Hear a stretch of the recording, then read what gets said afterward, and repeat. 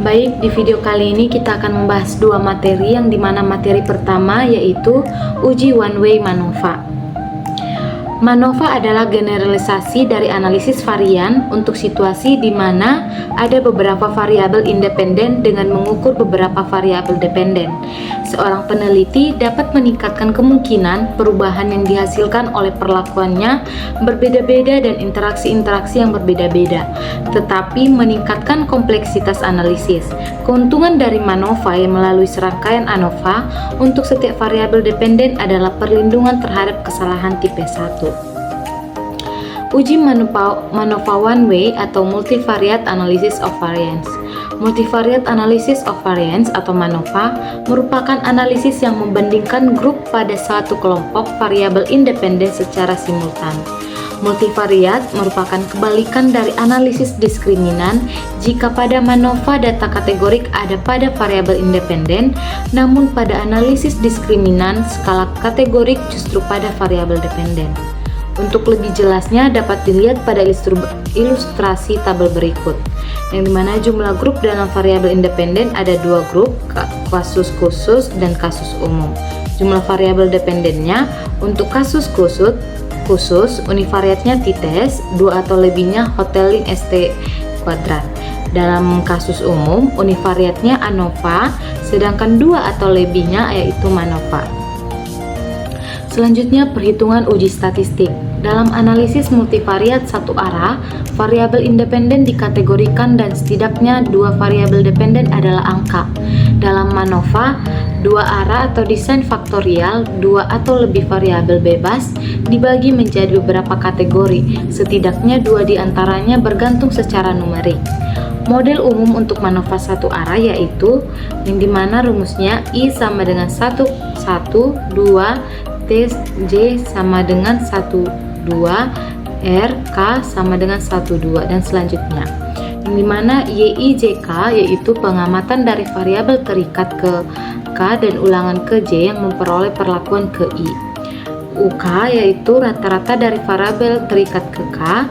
TIK yaitu pengaruh dari perlakuan ke I terhadap variabel terikat ke K. Dan EIJK yaitu pengaruh sisaan yang timbul pada variabel terikat ke K dari ulangan ke J dan perlakuan ke I. Kesimpulan daripada materi yang pertama ini yaitu secara keseluruhan, uji MANOVA one-way memberikan gambaran komprehensif tentang pengaruh suatu faktor terhadap beberapa variabel dependen secara bersamaan.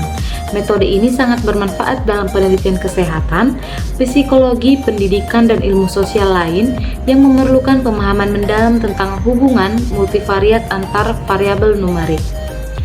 Selanjutnya masuk pada pembahasan soal, yang dimana soal pertama, sebuah industri ingin mengetahui pengaruh 3 suhu penyimpanan 4 derajat Celcius, 10 derajat Celcius, dan 25 derajat Celcius terhadap nilai pH yogurt selama 7 hari penyimpanan.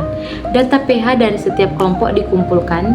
Analisis yang tepat adalah A. MANOVA, B. One-way ANOVA, C. Uji T tidak berpasangan, D. Regresi logistik. Jawaban yang benar adalah B. One-way ANOVA. Yang dimana penjelasannya karena hanya satu variabel dependen atau pH yogurt dan 3 kelompok perlakuan maka digunakan one-way ANOVA. Selanjutnya soal yang kedua, peneliti ingin melihat apakah tingkat aktivitas fisik rendah, sedang, tinggi mempengaruhi yang pertama VO2 max atau Y1 dan denyut jantung istirahat Y2. Diketahui W-nya sama dengan 500, W ditambah B sama dengan 1000. Hitunglah Wix lambdanya. A 0,25, B 0,50, C 0,70, D 0,90. Jadi jawabannya yaitu D, yang dimana di sini penjelasannya lambda sama dengan 500 per 1000, hasilnya 0,50. Lambda 0,50 berarti model menjelaskan 50% variasi. Efek aktivitas fisik sedang sampai kuat. Selanjutnya masuk pada materi kedua yaitu uji regresi logistik biner. Regresi logistik biner merupakan suatu metode analisis data yang digunakan untuk mencari hubungan antara variabel tak bebas yaitu Y yang bersifat biner atau dikotomus dengan variabel bebas X yang bersifat polikotomus. Uji regresi logistik biner. Model regresi logistik biner adalah salah satu bentuk regresi non-linear yang mempunyai variabel terikat berupa variabel biner, yaitu variabel yang bernilai 0 dan 1 atau variabel dikotomi atau variabel yang mempunyai sebaran binomial. Sedangkan variabel bebas dapat berupa variabel numerik atau kategori. Pada model regresi logistik biner, variabel bebas disebut covariate. Jadi kesimpulan daripada uji ini, dalam konteks penelitian ini, regresi logistik biner diterapkan untuk menganalisis apakah tingkat aktivitas fisik tinggi atau rendah berpengaruh terhadap peluang remaja untuk sering mengkonsumsi makanan berserat. Melalui proses pendugaan parameter menggunakan metode maksimum likelihood dan algoritma Newton-Raphson, diperoleh model logit dengan koefisien bernilai positif yang menunjukkan adanya hubungan searah antara aktivitas fisik dan konsumsi serat.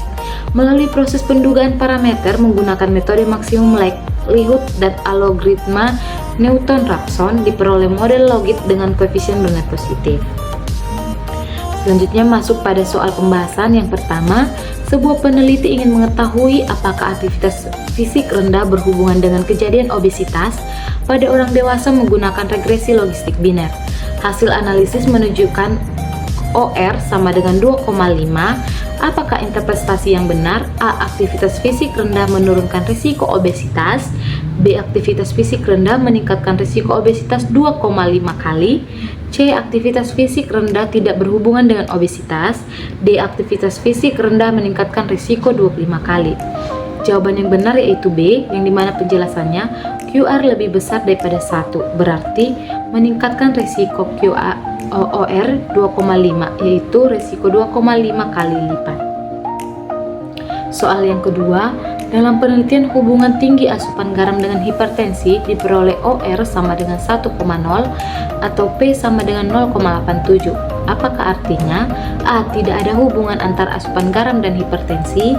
B. Asupan garam tinggi meningkatkan hipertensi. C. Asupan garam tinggi menurunkan hipertensi. D. Asupan garam tinggi meningkatkan risiko 10 kali. Jawaban yang tepat yaitu A, yang dimana penjelasannya OR sama dengan 1 menunjukkan tidak ada peningkatan risiko, atau P lebih besar dari 0,05 berarti tidak signifikan.